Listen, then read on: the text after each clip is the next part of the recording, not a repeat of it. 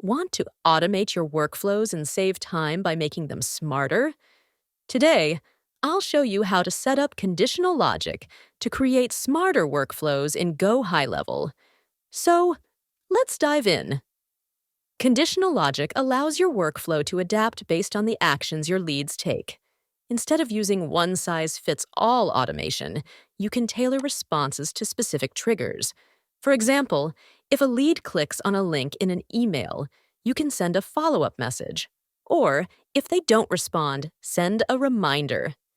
Now, let's walk through how to set this up. Log into GoHighLevel and navigate to the Automation tab. Create a new workflow and select a template or start from scratch.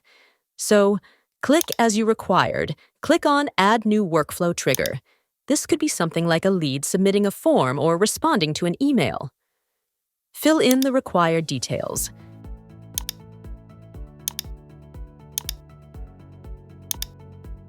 After completing the trigger information, click the Save Trigger button. Next, click the Add Action button. In the Options menu, search for If Else to create a condition.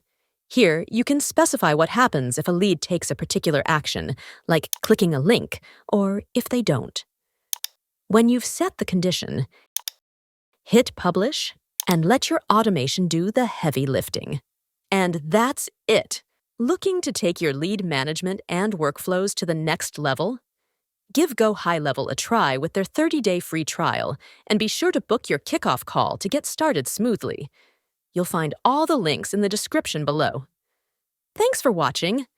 If you found this video helpful, don't forget to like, subscribe, and hit the notification bell for more GoHighLevel tips and tricks. See you in the next video.